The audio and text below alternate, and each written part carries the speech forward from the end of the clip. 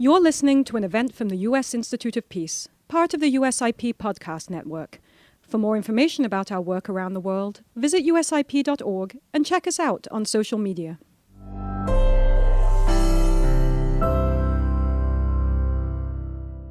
Good morning and welcome. My name is Andrew Wilder. I'm the Vice President of the Asia Center here at USIP.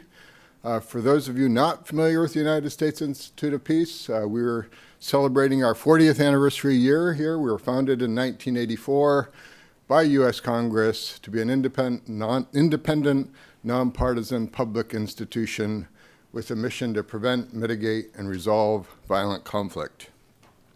We're delighted you could all join us today for the launch of the USIP's Senior Study Group report on counterterrorism in Afghanistan and Pakistan.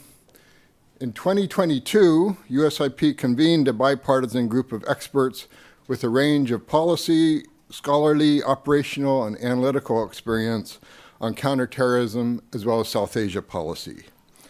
In meetings from 2022 to 2023, the Senior Study Group analyzed ongoing terrorism threats from Afghanistan and Pakistan and identified policy options for a sustainable counterterrorism policy in the region that is compatible with U.S. strategic competition priorities. Today, we're delighted to have the co-chairs of the study group, Lieutenant General Mike Nagata and Laurel Miller, with us. We thank them for their leadership of this group, and I also wanted to recognize the other members of the group, some of whom are with us today. That's Dr. Tricia Bacon, Shamila Chowdhury, Dr. Brian Finucane, Major General Robin Fontes, Larry Henderson, Dr. Colin Jackson, Dr. Carter Malkasian, Ambassador Mike McKinley, Ambassador Ann Patterson, Dr. Andrew Radin, Andrew Watkins, Dr. Joshua White, Scott Warden, Catherine Zimmerman, Tamanna Salikuddin, and Asfandyar Mir. And again, a big thank you to all of you who put a lot of time and effort into this report. We'll now have a discussion on the report and its key conclusions with the study group co-chairs, Mike Nagata and Laurel Miller, as well as study group member Asfandyar Mir, who's a director of the effort, as well as the executive director of the study group report, Tamanna Salikuddin, who will moderate the discussion. And just a bit on their backgrounds, Lieutenant General Mike Nagata retired from the U.S. Army in 2019 after 30 years of active duty with 34 years in U.S. Special Operations. A decorated officer, he served in important counterterrorism roles over the last 2 decades, including as the Director of Strategic Operational Planning for the National Counterterrorism Center from 2016 to 2019, and Commander of U.S. Special Operations Command Central from 2013 to 2015. He also deployed to Pakistan as the Deputy Chief Office of the Defense Representative at the U.S. Embassy, and much more. Laurel Miller is the president of the Asia Foundation, and prior to that was the director of the Asia program for the International Crisis Group. Earlier, she served in several positions in the U.S. government, including as the State Department Special Representative for Afghanistan and Pakistan, and as a senior advisor to the Assistant Secretary of State for European Affairs. And then much more importantly, prior to that, she was here at USIP as a senior expert. Dr. Asfandyar Mir is a senior expert with USIP's South Asia program, where he focuses on South Asia security issues. Previously, he taught in the Political Science Department and held positions at the Center for International Security and Cooperation at Stanford University. Asfandyar received his doctorate in political science from the University of Chicago. And last but not least, our moderator today, Tamanna Salikuddin. Tamanna is the Director of South Asia Programs at USIP. She joined USIP after 12 years in the U.S. government, focused on South Asia and conflict resolution. From 2014 to 2017, she was a senior advisor to the Special Representative for Afghanistan and Pakistan at the U.S. Department of State. So with that, I will now invite our panelists up to the table and turn over to Tamanna for you to moderate today's discussion. And again, thank you all for coming and joining us today. Thank you all so much for joining us here today, both our online audience and all of you here in person. It was a real pleasure to work with this team and the entire study group over the last 2 years, really deeply thinking about both the lessons learned over 20 years of US presence in the region, but also as we're going forward, what are the options for the future and what should we be focused on? So in the conversation today, we really want to touch on 4 buckets of analysis that the group thought about very deeply in our meetings. One, we want to think about the strategic logic of counterterrorism, both in the past but going forward. We want to think about what are the terror threats that endure and are rising from the region as things continue to evolve without a US presence in the region. And then policy options identified and recommended by the group. And I think most importantly, the question of how to deal with the worst case scenario of a major terrorist attack. So I'm going to ask our panelists some questions. And first, I've worked with all of you in different capacities throughout our careers. And over the last 20 years, post 9/11, really, we had a pendulum swing towards counterterrorism. And we could say after the US withdrawal from Afghanistan, that pendulum has swung back. In the final report, it notes, following 9/11, the national security policy pendulum swung to an overwhelming focus on counterterrorism. But since the US withdrawal from Afghanistan, it appears to have swung in the opposite direction. And so I want to start with you, Laurel. Why in the world should we be swinging back? Are we going all the way back to that counterterrorism focus? How do you see the strategic logic of thinking about this issue today? Well, first of all, I don't think anyone on the study group or on the stage here today is recommending that we go back to that overwhelming focus on counterterrorism. That's not what our analysis was as to what the needs are. And it's certainly not anything that would be plausibly realistic in policy terms. I think our bottom line observation was that that the U.S. has gone too far in averting its gaze from some still difficult and challenging issues. And we further observed that that some of the reasons for that swing of the pendulum away from any kind of focus, really hardly at all, nobody talks about counterterrorism in Washington anymore. This is an unusual event in that the words counterterrorism or Afghanistan or Pakistan are on the stage. Any of those 3 terms you just don't see or hear around Washington anymore. It's kind of a barometer in a room like this and an event like this of where the conversation is and where the policy focus is in Washington. The reasons for that swing away, some of them are perfectly logical. Other priorities, other pressing priorities. A long time ago, one of the first times I was working in the US government, a very senior, experienced person who'd been around Washington a long time told me, Washington the senior levels can only deal with 3 things at a time. Yes, it's a giant government with an enormous bureaucracy, but really when it comes down to it, decision makers can only focus on 3 things at a time. Well, we've today got China, Russian invasion of Ukraine, and Gaza. Before Gaza, there was, the focus on the India relationship. A lot of priorities that really squeeze this out of the agenda for some, from an American perspective, perfectly logical reasons. But I don't think we can ignore the human dimension of policymaking. There's just fatigue with talking about, thinking about, putting resources towards counterterrorism in Afghanistan. And I think the fatigue was exacerbated by putting too much into this, too overwhelming and obsessive a focus, so that in the early days after 9/11, you would hear people say that to get any resources for anything that you wanted to do, whether it was really related to counterterrorism or not, counterterrorism had to be in your budget justification somehow. Fast forward, China's got to be in your budget justification somehow. And there's a kind of bureaucratic imperative that follows on from that shift of policy focus, shift of political focus.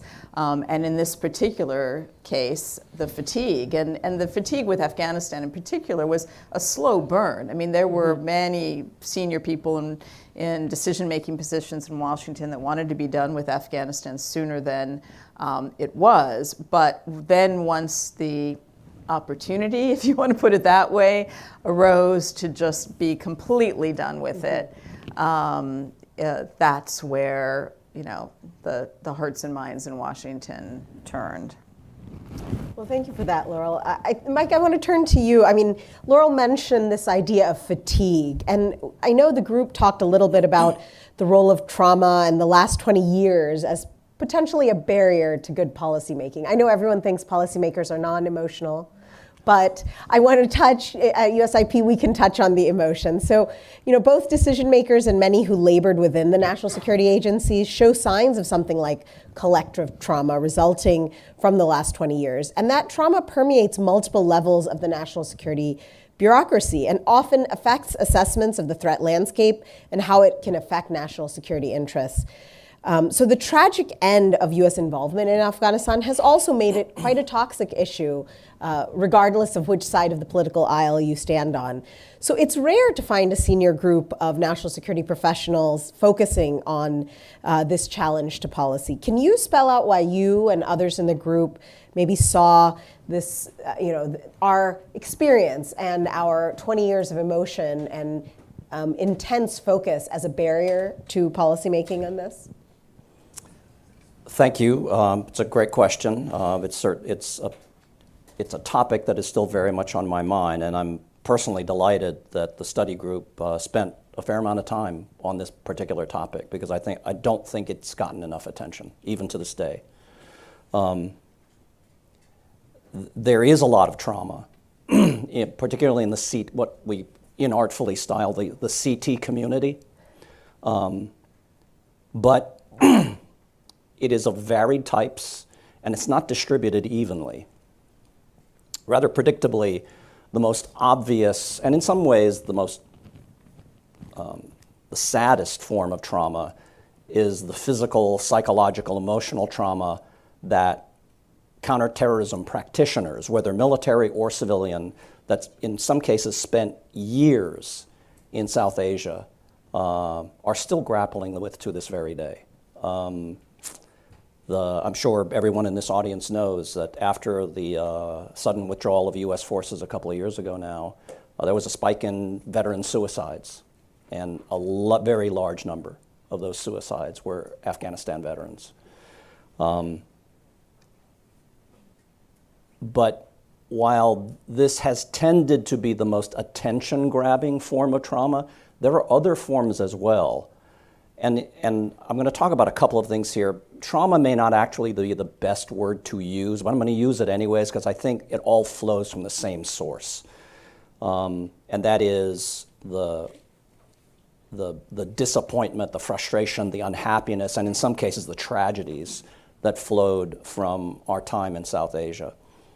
At more senior levels, where rather predictably, once you get to be a flag officer or an SES, the likelihood you're going to get shot in an ambush or blown up by an ID goes down considerably. It's not impossible, but it goes down significantly. So you're less likely to have experienced some of the physical trauma that, for example, the average infantryman or the average special forces team might have experienced in constant combat. But the trauma, the disappointment, the frustration that comes from one of several sources. I'm just going to list a couple. One is not receiving either the information or the authority or the resources that you believed were necessary to ensure success, or at least reduce the likelihood of failure. Now, nothing in life is perfect. You're never going to get everything you ask for, but there were too many cases, there were too many places where there was a clear operational need, and it wasn't just military needs, it was development needs, it was all kinds of needs, but help was not forthcoming either fast enough or in sufficient volume. And so very important objectives went glimmering. that can be a source of trauma, particularly if you have promised someone that you're going to help them with something, you're going to solve some sort of problem, and you end up having to go back on your word. And then, of course, there's frustration. The frustration of dealing with such a complex, dangerous, constantly changing environment. And there's very little, as I look back on my own career, there was very little in my own military education that prepared me for the amount of frustration that I would have to deal with. And I was a senior officer. If you go down several levels below where I was at that point, the frustration was just seething in various parts of the U.S. effort. Not just the U.S. effort, the coalition effort. Anyways, try to wrap this all up. That trauma, that frustration, that emotional turmoil had real consequences operationally. I saw people just give up hope. I saw people literally quit. They didn't go home, but they stopped working because they kind of internally they'd thrown their hands up, said, what's the use? And some of this is inevitable. Large-scale campaigns, large-scale operations, protracted investments like we made in Afghanistan, there's going to be a certain amount of this. But I would argue an accurate read of our history there, we did this too often to ourselves. Thank you for that. I think we have to keep that in mind as we think about how we deal with this issue as we go forward. I want to turn to Asfandyar. The study group asks us to refocus on counterterrorism and think about the evolving threats in a new way. What would you say to perhaps people who disagree and call counterterrorism a distraction and that strategic priorities have shifted? Laurel mentions China. Obviously, global competition, China, Russia are top of mind of many policymakers. But also just in terms of regional focus, this is talking about Afghanistan and Pakistan, two countries that really aren't at the top of policymaker lists. So how do we balance all of that and keep our eye on important pacing strategies and pacing concerns that we have, threats around the world, and at the same time, pay attention to these terrorism threats? Right. Thank you for that question, Tamanna. I think the most obvious and important imperative of continued focus remains saving lives. This was certainly the imperative that motivated the U.S. campaign over the last 20 years, and I think the group agrees that this imperative very much remains in play because a worrisome sort of dimension of the terror threat from this region is that it continues to be focused against the United States, U.S. interests, U.S. persons, American citizens. Terror groups in this part of the world definitely want to harm Americans. And so we must do what we can to prevent any loss of life. I think that is the foremost imperative, a strategic imperative as well. But there's certainly more. Conventional wisdom in Washington now is that counterterrorism is a distraction from a strategic competition, and people point to loss of resources from strategic imperatives against China, Russia, loss of leadership attention certainly took people away from those issues over the last 20 years. Our group saw it differently. I think we spent time thinking about what would happen to strategic competition priorities if there were major mass casualty terror attacks. So consider the most recent attack in Moscow, Russia. What if that had taken place in a part of Western Europe or against a U.S. interest overseas? Worst case, in the U.S. homeland. I think that would exert immense pressure on policymakers, political leaders to react assertively. We're seeing a variant of that situation in the Middle East. Since the October 7th attack by Hamas in Israel, we're seeing those pressures, and something similar could happen in the US context as well. And the group really focused on this problem of a strategic vortex, which pulls in resources, pulls in leadership attention, pulls in political capital, and really derails the strategic competition agenda. And so in that sense, preventive investment in counterterrorism is actually good for strategic competition. I think we spoke about alliance politics considerations as well.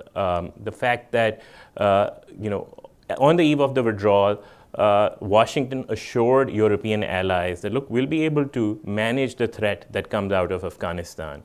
I think allies will raise questions, should there be violence on their soil? Doesn't mean that, alliance credibility in the traditional sense will come under stress, but certainly it would hurt American reputation. And finally, on the risk of regional security dilemmas, the group spent time thinking about the perils to U.S. interests should Pakistan get more destabilized, or what if there is another attack in India, which leads India to consider military action against Pakistan. We'd be in a very similar situation to what we saw in 2019, and that would most certainly be not welcome, not desirable from an Indo-Pacific strategy perspective as well. And so these are some of the different logics the group considered as to why a continued focus on CT, a calibrated, a judicious focus on CT remains important. Thank you for that.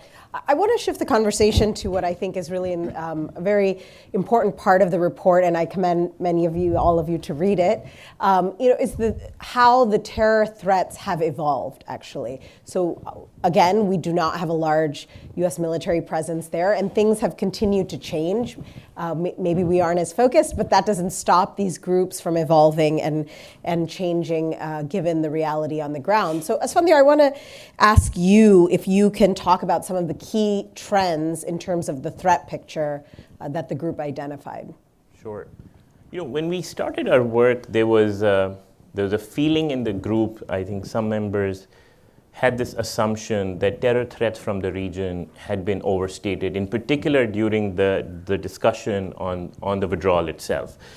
But then just as we kicked off summer of 2022, the US government located Al-Qaeda leader Ayman al-Zawahiri, smack in the middle of Kabul. And, that was a major challenge to the assumptions of, some members in the group, who thought that perhaps the Taliban would go about their relationships with these terror groups differently. Fact that the Taliban would once again bring the leader of Al-Qaeda back to Kabul, after 20 years of war, multiple rounds of negotiations, specifically on the Al-Qaeda question. I think that really made us cautious on how we observed the terror landscape. And then, through the course of our deliberations, the TTP mounted a real comeback, resurged, escalated its violence in Pakistan, again, with the support of the Taliban. And then ISIS-K. The Taliban appeared to oppose it, fight it, but there was always this question we had whether what they're doing would be sufficient to degrade the external attack ambition capability of that particular group. And as we were concluding our work, there were reports of all these foiled attacks, traced back to ISIS-K in Europe, and then of course the attack in Iran, Kerman, Iran, earlier in the year, and then in March, the Moscow attack, I think affirmed some of our concerns. So, I think the way we summarize this is that the opportunity environment in Afghanistan and then parts of Pakistan certainly remains very conducive for a lot of these groups. The structural environment is very enabling. ISIS-K as a threat has both the intent and now increasingly appears to have the capability to strike at US interests. TTP, it's the largest group, which has sort of aimed in different directions, and the intent of that group remains pretty fluid. Al-Qaeda weakened, but still lurking in this region. Most worryingly, it is continuously calling for attacks against US citizens, US military bases, the US homeland. And then finally, we spent time thinking about the anti-India militancy vector, both in Afghanistan and Pakistan. And the assessment there was that it is subdued, most likely because of restraint and restriction by Pakistan. But then the group worried about Al-Qaeda in the Indian subcontinent sort of avowed, declared aims against India. I think the group was really concerned about that. Thank you for that, Asfandyar. Mike, I want to turn to you. When you were in the military as a uniformed officer. You dealt with ISIS. I did. Asfandyar, you fought ISIS in Syria and in Iraq. I want to ask you specifically about them. Asfandyar mentioned ISIS-K, variant of ISIS, and the recent attacks we've seen in Kerman, Iran, and then the spectacular attack in Moscow that killed 150 civilians in a concert hall. At the beginning of our deliberations, the ISIS threat was maybe somewhat less clear, but by the end, these attacks make it very clear. I'd like to ask you, from your experience, what makes this group so resistant, so dangerous, but also what makes this region, Afghanistan and Pakistan, so conducive for the group's regional and global agenda? Thank you. A belief that I formed while I was still on active duty still holds today. I believe the Islamic State is the most capable, most inspirational, most effective terrorist group in modern history. And they are getting better. But why? Why do I attribute these strengths to them? First of all, the fact that they are apocalyptic may strike those of us in the West as being incredibly off-putting and ridiculous. It makes them inspirational. At the risk of telling a very brief story, when we first started grappling with ISIS in Iraq, my senior task force commander was a veteran Navy SEAL who had spent years in combat against Al-Qaeda in Iraq. And I asked him one day, what's the difference between fighting Al-Qaeda in Iraq versus the Islamic State in Iraq? And what he told me has stuck with me ever since. He said, sir, what always impressed me about Al-Qaeda was their willingness to fight us. But what impresses me even more about the Islamic State is their willingness to die. He said they want to die, and that scares the hell out of me. So that apocalyptic character, which Westerners tend to dismiss, is a source of enormous strategic strength for the Islamic State. Secondly, they are pioneers of many things that make them even better. Online recruiting was a thing before ISIS became a reality, but they made it exponentially better. They're still, in my judgment, the best online terrorist recruiters in the world. And they not only pioneered that, they pioneered what we started using as a term of art in the USCT community. Remember inspired attacks? The people that had never met an ISIS operator in their lives in Western Europe and in other places around the world, suddenly, because of something they saw online where an ISIS leader was saying, if you can come to Iraq, if you can come to Syria, you are welcome. But if you cannot, do not worry. Use what you can, use what you have, and kill who you can. That was a directive from the Islamic State. Use what you have and kill who you can. And thousands of people around the world died as a result. Lastly, ISIS has an advantage that I would argue very few other terrorist groups enjoy, and that is they have almost no internal constraints. An act of restraint in the Islamic State is completely antithetical to their way of operating, whereas in Al-Qaeda and other groups, there are internal constraint mechanisms. There are no internal constraint mechanisms in ISIS. That is quite a scary picture. In Afghanistan, ISIS-K is actually the Taliban are actually fighting them. I want to turn to you, Laurel, to talk a little bit about the Taliban. We now have a Taliban that is the de facto government in Afghanistan and has been now for several years. Doesn't seem to be going anywhere. But how did the group see the Taliban's policies contributing to or even curtailing terrorist threats? How has the region changed since the Taliban have come to power? Well, the Taliban have behaved predictably, and not only predictably, but in ways that were predicted by people who had been watching them closely. For instance, it might be surprising to people who haven't watched this very closely that the Taliban seems to be demonstrating more loyalty to TTP than to Pakistan. TTP being an anti-Pakistan terrorist group that is friendly with, allied with, cousins of the Afghan Taliban. I don't think I was alone in often believing that Pakistan would, come to rue the day that it supported the Afghan Taliban, because a Taliban victory in Afghanistan was by no means likely to lead the Afghan Taliban to suddenly be puppets of or proxies of Pakistan. So I think that relationship there, giving safe haven to both ideological space and literal space to the TTP, is something that has exacerbated the threat picture in the region. Similarly, in the sense of being predictable, their capabilities to counter ISIS-K are limited. It has to be said, ISIS-K arrived in Afghanistan and gained a foothold while the US and NATO were still there. And the US never seemed to quite reduce the numbers as many. Maybe this speaks to the resilience points, Mike, that you made. So it's not as if this isn't a very difficult and challenging problem.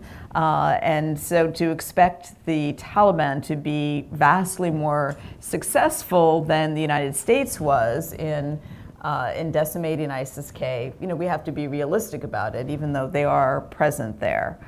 Another predictable element is their continuing relationship with al-Qaeda, the fact that they gave safe haven to Ayman al-Zawahiri, not terribly surprising.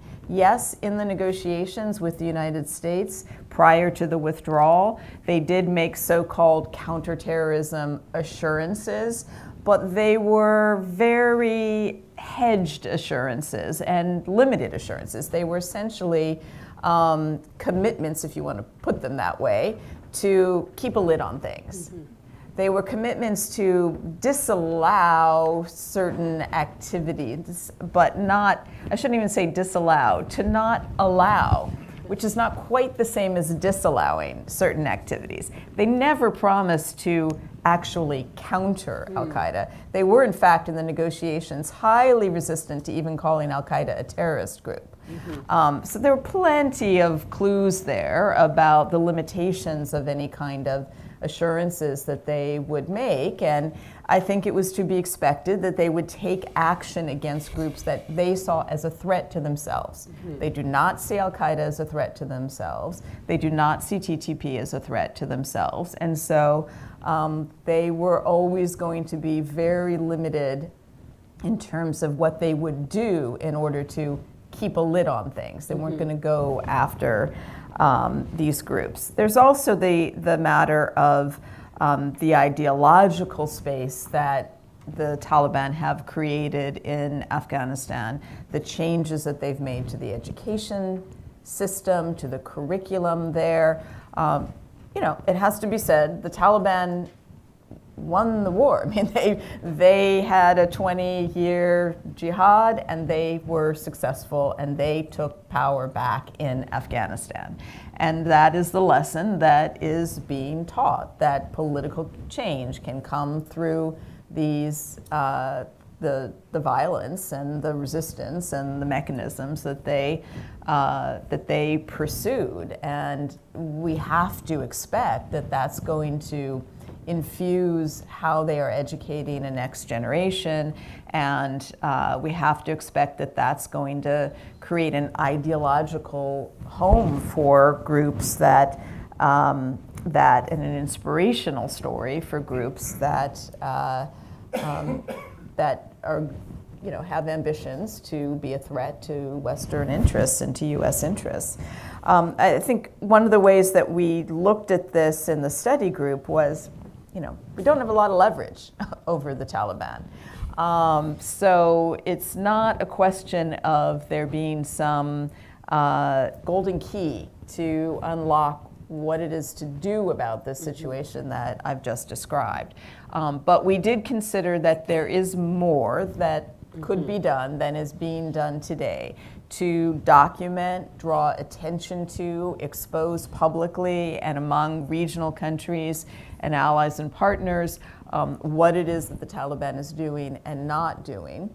No one has formally recognized the Taliban as the government, but a number of countries have all but formally recognized the Taliban as the legitimate government, accepted their ambassadors in their countries, and there could be a more concerted effort than there is today, and at a higher level of seniority and level of activity to draw attention to what the Taliban is doing and not doing and try to bring a more uniform degree of pressure on them in the future. It's not going to be perfect, but doing at least more than is being done today seemed to the study group to be warranted. I want to shift, I think you offer a good segue to shift to the policy options. By the end of our discussions where we ended up, the study group has policy recommendations or options for policymakers. Laurel, I want to ask you, how did the group interpret the current ongoing policy, but also what are the broad frameworks of policy the group recommends for both Afghanistan policy and Pakistan policy?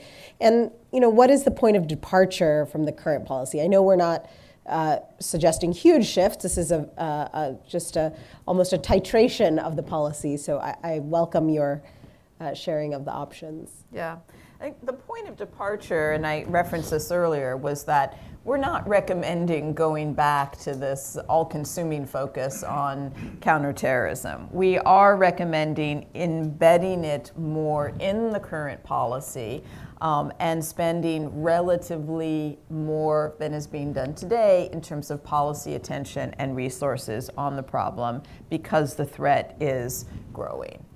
Don't be afraid to say the word counterterrorism in the context of South Asia. So it's, in a sense, that's a very simple recommendation. I mean, just pay a somewhat more attention.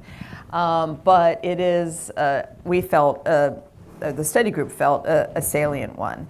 The current US policy to us appeared to be that the goal that was the goal for 20 years of post 9/11 is the same today. Prevent Afghanistan from being a safe haven from which terrorist attacks on US soil and US interests could be launched. But to do it with very, very minimal resources, very, very minimal resources. And so, we didn't question that as the basic policy goal. Where we thought the space was needed for more deliberation and more focus is how minimal is too minimal? How much is enough in terms of both Afghanistan and Pakistan?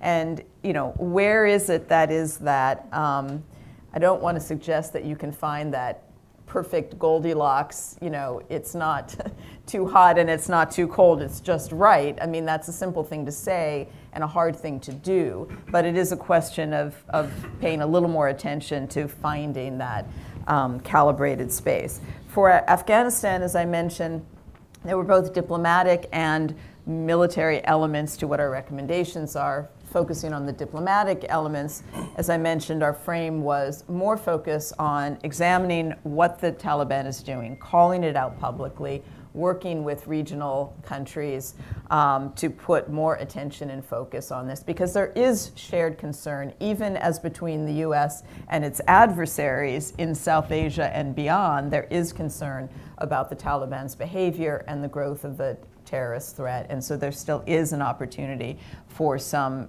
dialogue and shared approaches, or at least parallel aligned approaches vis-a-vis the Taliban. For Pakistan, our view was, we all appreciated, and many of the people in the study group experienced the frustration and annoyance and feelings of betrayal by some in leadership positions in the U.S. about Pakistan, but at the same time, a clear-eyed view of the situation requires you to consider that geography is geography. Pakistan will forever be next door to Afghanistan. It is now and for the foreseeable future a place of instability and militancy and growing threats, and moreover, Pakistan will forever be next door to India. And so to not think about the dynamics there and that worst case scenario, not only for Pakistan and India, but for the United States of a direct India-Pakistan clash are things that we have to continue to think about. So a stepped up level of counterterrorism cooperation with Pakistan is something that we advocated for in the report, even as against the backdrop of all of the frustrations and challenges that will inevitably face. Thank you for that. Mike, I want to ask you about the recommendations that the group made, the assessment of the current over-the-horizon posture and the military strategy. Can you talk about how the group identified options to bolster that strategy and the importance of working in terms of the military strategy there? Thank you. I think that there was pretty broad agreement in our group. It was a subject of some debate, but this is a difficult topic.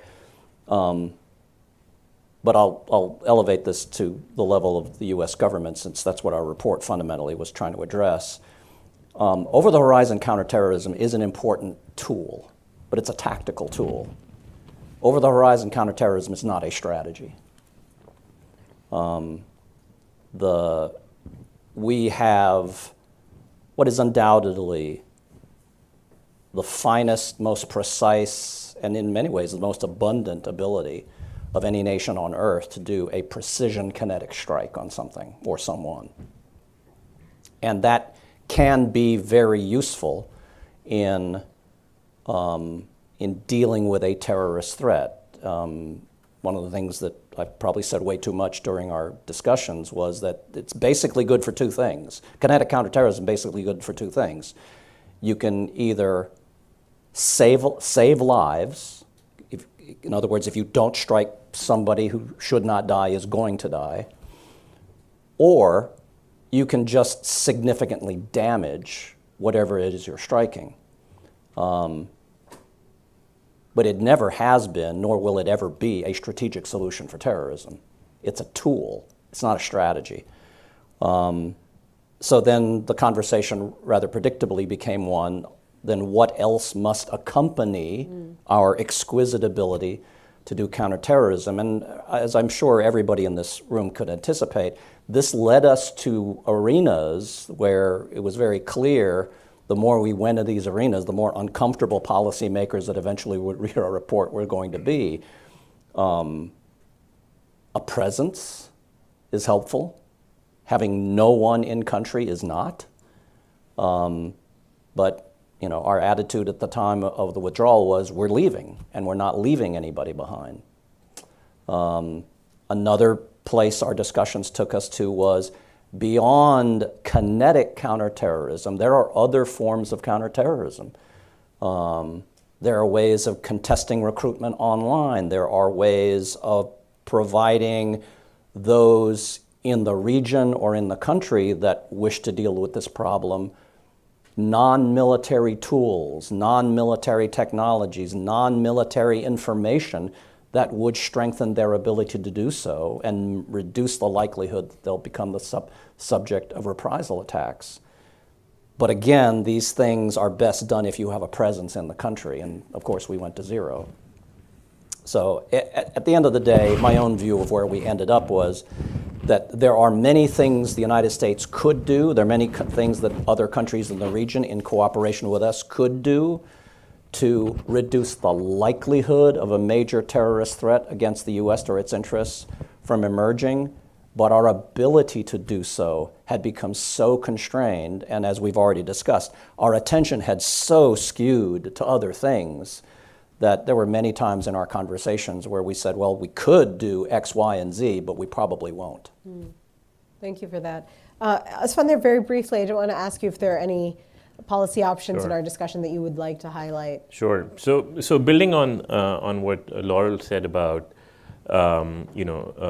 greater exposure to the Taliban's linkages, relationships with terror groups, we propose an annual report on the Taliban's CT compliance. You could think of it almost as a report card on their counterterrorism commitments as part of the Doha Accord, as well as various other commitments they have made in the region. We spent some time thinking through the value of communication channels with the Taliban, and our conclusion was that CT-related channels are pragmatic, with the Taliban, both for conveying concerns and setting expectations on what the international community needs to see against transnationals, as well as regional security threat vectors. On Pakistan, our experts, members of the group, spoke about the importance of establishing a structure of reciprocity, a trade space, on CT exchanges. And here, people drew on the past, specifically U.S.-Pakistan exchanges on Al-Qaeda and the TDP. And the conclusion was that if the USG was to provide CT-specific hardware and assistance like intelligence, which improves Pakistan's, say, defensive or even offensive capabilities, specifically in the CT domain, that would open up the aperture of action, collaboration against ISIS-K. Though our assessment was that Pakistan's own threat assessment of ISIS-K is pretty adverse, so there is common ground there. And then on some of the issues that Mike just touched on the side of military and intelligence options, the group proposes an elevation of CT and AFPAC in the DNI, Director of National Intelligence's National Intelligence Priorities Framework, the NIPF. We also suggest a review of the Presidential Policy Memorandum and the National Security Council Memorandum 13, which these are two documents which outline the broad policy framework for military intelligence authorities for CT. And the general thrust there is to afford more flexibility, not a reversion to the past, just more flexibility than is currently sort of permitted. And then finally, we proposed some stepped up resourcing for CENTCOM on the count of Over the Horizon. CENTCOM Chief General Kurilla has now noted to Congress 2 years in a row that he doesn't have the ISR resources as well as a sufficient number of analysts to even process the information he has, because that has been redirected under the 2022 NDS. So those are some of the specific adjustments that we honed in on in the recommendations section. Thank you for that. Lastly, I want to just touch on the worst case scenario, and very briefly, as I do want to get to some audience questions, but Mike, if you can just talk about the worst case scenario, how did the group's thinking on pressures that are likely to result from an attack, a terrorist attack, either in the homeland or against U.S. interests, and what is helpful as we think through that context? How do we need to prepare for that? Well, hopefully it does not happen, but the likelihood that it's going to happen, in my personal opinion, is rising, but we'll see. In terms of where the group ended up, I think we all generally agreed that, and I certainly share this view, that regardless of what our other priorities may be, which are all very important, dealing with Russia, dealing with China, they're all important. But if there is a major catastrophic attack on an American ally, or God forbid, on the U.S. homeland, it will suddenly become priority number one.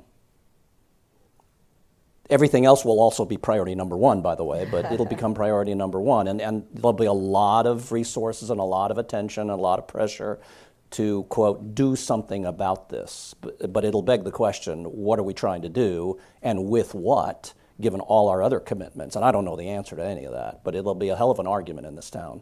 Right. So that's number one. The United States will be compelled. It will have no choice but to aggressively respond, given the kind of catastrophic nature of the scenario we're talking about here. But for me, this wasn't necessarily a consensus in the group, but for me, a more important question, if we do in fact respond in some major way, is are we going to repeat the mistake that I've already alluded to of thinking that just a massive kinetic reprisal is going to solve the problem? There is absolutely no evidence that it will, but we fall into that trap over and over again. Or will we take a more, actually, I'm going to say it, a more careful and a wiser approach that answers the question, why did this happen in the first place?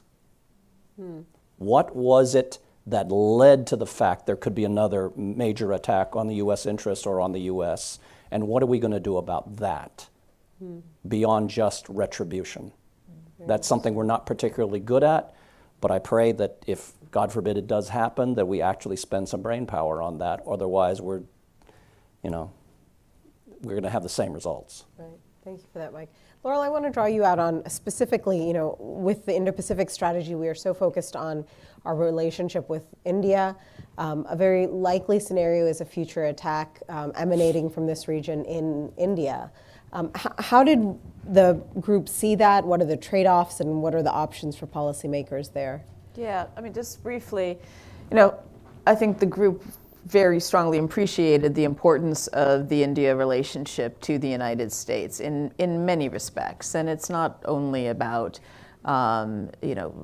competition with China. There are a lot of other reasons for growing that relationship. India did not favor a U.S. withdrawal from Afghanistan because of concerns not only about the Taliban, but because of terrorism risk concerns for itself. India was long unhappy with the U.S. policy approach in Afghanistan. And afterwards, after the U.S. withdrawal, I think has implemented a fairly savvy policy of trying to build up its own relationships with the Taliban. And I think they pivoted in their policy approach in order to protect their own interests. A key thing to be concerned about if there were an incident is the long divergent approaches between the U.S. and India on attribution of terrorist attacks and other kinds of incidents. And there is a pattern of not being on the same page in terms of attribution of methodologies versus assumptions of who's really at fault and what to do about that. And if you're trying to mitigate the risk of conflict between India and Pakistan, questions of attribution become really important. And so one of our recommendations was to attempt to confront that head on as much as you can in a preemptive way by, for instance, engaging in some tabletop exercises or other kinds of exercises between the US and India to explore how would attribution be explored and conducted in the aftermath of an attack. What would the reactions of the two sides be and the methods of the two sides be? I don't want to suggest that that's a perfect approach, but at least having that dialogue with India and perhaps practicing through some exercises with India, if that's not being done, could be helpful to avoid just having to deal with that difficult question in a reactive mode in the aftermath of an incident. Very interesting. And Asfandyar, just to close out our discussion here, what are some of the specific things that policymakers should be doing to prepare themselves to deal with this worst case scenario? Are there specific options that jump out at you? Sure. So building on Laurel's point on attribution, which is a critical node and decision point in the event of a regional terror attack, but also in case of an attack against a U.S. interest or, again, the worst case, the U.S. homeland, and investing in the United States' own capabilities for precise attribution of a terror attack. This can be done by elevating attribution, again, in the National Intelligence Priorities Framework. Because the variables to optimize in a crisis situation are after terrorists hit our time, information on the incident, and options, granular options, all of which help policymakers calibrate their response. And if they want, take the path of a very careful, measured approach.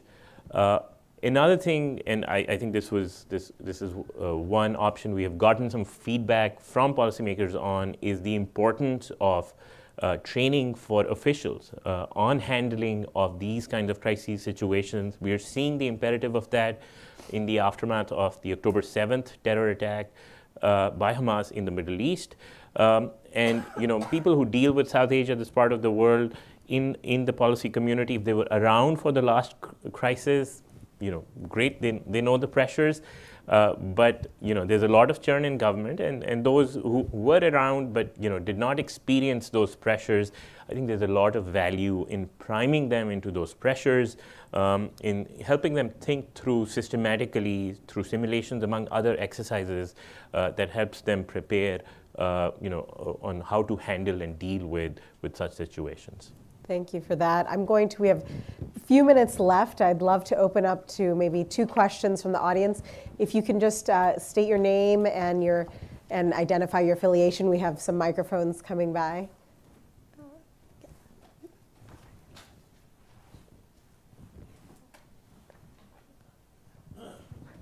Thank you. Thank you so much to the panelists. My name's Kate Bateman. I'm at USIP. My question is about the integration of our diplomacy and political efforts with CT. It seems to me there's now a narrative about the siloed nature of the war and the intervention, and it seems that CT kind of meets the diplomatic effort only at very senior levels of government. I'm wondering if the study group reflected on that dilemma. And there are frictions in timeline, of course, and there's an operational imperative for classification and compartmentalization and so on. But to name one big example, in the immediate wake of 9/11, you had President Bush give the ultimatum to Mullah Omar to hand over Osama bin Laden. There was no robust diplomatic / intel effort to try to persuade Mullah Omar to do that. And in the meantime, we had this rush to war. I think even if we're not contemplating a war or a massive state-building effort, I think there may be lessons for other places where we do CT, where we have a real siloed bureaucracy. Could you offer any reflections on that? Thank you. I'll take a stab at this. The question of interagency coordination, I'll use that term, did periodically come up in our discussions, as I recall. I don't think it was a major theme, but it almost inevitably you have to end up talking about interagency coordination, whether it's good or bad. I'll give you my own view of what the need is now. While I would certainly argue that if I compare what interagency coordination looked like before 9/11 versus what it looks like now, it's a lot better. But it has far further to go than it has currently traveled. I personally am a fan of changing the lexicon to interagency integration, which will make people incredibly nervous and even angry in this town. But we've gone to the point, if the various elements of the US government, I'm talking about military and civilian, don't find ways to consistently operate together, what will happen is we'll have a failure against terrorism somewhere in the world, and when the report is done about the failure, what the investigators will find is there wasn't enough integration between the various parts of the US government that were trying to solve the problem. It has to be better than coordination. I'm talking about doing things together in ways that will make us very uncomfortable. Can I add Please, one thing? please. During the time that I was involved with Afghanistan policy in the government, I saw the issues as less a question of siloing and more a matter of whose bureaucratic voice mattered in the decision making. And in the context in which the US was militarily engaged in Afghanistan, the military and intelligence voices just dominated, even though I think our group recognized that terrorism and counterterrorism is a political military issue. The Taliban had a political military strategy. The US didn't always have a political military strategy, but that wasn't because of siloing per se. It was more a matter of where is the weight of authority when you're in that kind of decision-making context, and it's way, way on the military and intelligence side. I do think, just as a kind of, this maybe goes to the training point a little bit, more opportunity, even if you're short of integration, for experience exchanges. Yep. I mean, I remember one time. Exchanging hostages. Oh, I referred to it when I would go visit with, military groups, and I don't even know the right language. I refer to it as a sort of, I was on a cultural exchange program. Like everything about their meetings, their style, like everything was different. But it was hugely valuable. And I do think there was actually relatively more opportunity during that period of time for people from the diplomatic, civilian, political space to be interacting with military and intelligence colleagues than in your ordinary course of business in Washington. And there was some cross-learning in that way, but more of that is better. And when I was working at the State Department, we had some military detailees into our office, and they felt like they were on a cultural exchange program too. And sometimes I think almost felt like they were tainted by having, experienced these, gone native in certain ways. Right. So, but more of that would be better. Yeah, definitely. Maybe we have time for one here, and then the last one there. Okay. Hi, good morning, everyone. I'm Geeta Bakshi, former CIA CT officer and currently at the Afghan War Commission. Just a quick question for the panel. How did you view, or how maybe should we be viewing the Haqqani network within this CT discussion? We know historically the Haqqani network has had strong ties with AQ. In fact, even looking at the Zawahiri operation, my understanding is there was a strong Haqqani connection there as well. What are your guys' thoughts on the Haqqani network within our CT discussion? Thank you. I'm going to turn to Mike. This is one of my favorite topics. His favorite topic, yes. Flashback. Flashbacks, so many.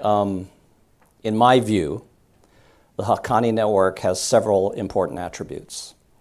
Number one, I personally think they are the most successful terrorist group in modern history. That doesn't necessarily mean they're the most powerful, but they're the most successful. Their network of not just regional, but international relationships that they very deliberately, patiently, and effectively cultivate make them almost invulnerable because they have so many friends and allies around the world. It might not actually be possible to destroy them at this point, or it would require a hell of an effort. Secondly, the fact that they have this enormous network of effective relationships gives them the ability to do things that I would argue most terrorist groups cannot do. Now, the good news is I'm not aware of any global takeover ambitions the Haqqani network has. They are comparatively modest in their aspirations compared to organizations like Al-Qaeda and ISIS, but in many ways that actually makes them even more dangerous because they stay below the radar screen and they get away with murder. They're playing the long game. Yes. I mean, just to add, Please. I mean, there have been so many debates over the last 20 plus years about what is the Haqqani network, and reflecting on the fact that that's actually a term that the U.S. made up. I mean, the Haqqanis don't call themselves the Haqqani network. I mean, they are a clan, a family, a group. They are part of the Taliban. They are a number of overlapping things. They are a political military entity, political military economic entity, and that's part of their resilience, and they are part of the fabric of rule in Afghanistan now. So it's difficult to think of them in a purely terrorist group sense, and certainly to try to analogized to a transnational terrorist group like ISIS and Al-Qaeda is problematic. But I do think they're a context-specific threat when you're thinking about the U.S. They were a context-specific threat when we were in Afghanistan because they opposed our presence in Afghanistan. That doesn't make them, I'm not saying that there aren't issues with the Afghanis, I'm just saying in the context of talking about what are the threats to the U.S., it doesn't mean that they're a threat to the U.S. presently emanating from Afghanistan. Mm-hmm. Did you want to comment? I'll just add that I hope you'll read the report. We have done a tiering of threats. And so the tier 1 threats we identify as transnationals. The tier 2 are not regional, but in fact, these threshold threats. Groups that may otherwise appear to be not directly threatening, but parts of those groups and entities may play a role in assisting the tier 1 threats, and Haqqanis are certainly a part of that category. So that's how we ended up sort of approaching and prioritizing the level of focus, attention, resources that ought to be devoted to elements in the Haqqani clan. And I would just. The emotion part of it is very deep on the Haqqani, so we have to be eyes wide open. I'm going to take one. The American emotion. Yes, the American emotion. Sorry, the American emotion. We have one last question in the back, actually. She's been waiting, so thank you very much. Thank you so much. Just a note on Daesh and ISIS in Afghanistan, that was a brand used interchangeably oftentimes in the past 10 years or so. Many of Taliban's disgruntled commanders and fighters joined Daesh in 2015 and in the years following that. Both groups have similar militant tactics, including willing to die for their leaders and for their leaders' ideology. The Taliban's rule on extremist ideology, establishment of jihadi madrasas, I didn't hear a lot of comments on the jihadi madrasas and the madrasification of the school system in Afghanistan, in my view, provide an environment conducive for growth and expansion of transnational terrorist groups. Now the question is, knowing what we know, what could the US do about it? Should we just wait and strike when, unfortunately, there is another attack? Or there are things that we can do right now to prevent that from happening, not only in the US, but also in other parts of the world? Thank you. So maybe, Laurel, I'll turn to you specifically on Taliban. Are there options now that we should be doing? I think the question is To modify the Taliban behavior. Yeah. Look, 20 years of fighting them didn't modify their behavior. That's how big the challenge is.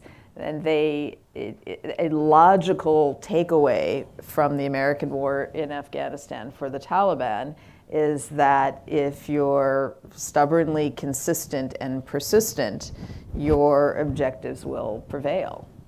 And so to suggest that there's some kind of, with the US being out of Afghanistan, having limited capabilities to take any actions in Afghanistan, limited influence, nothing really plausibly on offer for the Taliban to try to persuade them, not that they're easily persuadable, and with the set of relationships that the US has in the region, the options are limited. I don't think that they're but I think the reason we focused specifically on calling out their behaviors related to creating an environment that is conducive for the growth of this terrorist threat is specifically to try to rally others, especially within the region, who might have more influence than the US. But the fact is, invading Afghanistan and spending 20 years there did not change the minds and behaviors of the Taliban. And so to suggest that there's something now that we can do better with so much less than that is, I think, just implausible. Sorry to say. On that point, I think we've reached the end of our time. Yes, it is. I think it demonstrates how hard this problem is, how difficult it is to actually pay attention to these problem sets and the evolving nature of them. I do want to thank you all for joining us today. I commend you to the report. There's a lot more to discuss. There's a lot more to think about, and I want you to join me in thanking my panelists and all the study group members for their time. Thank you for listening to this event. If you'd like to listen to more events or explore our other podcasts, visit usip.org/podcasts.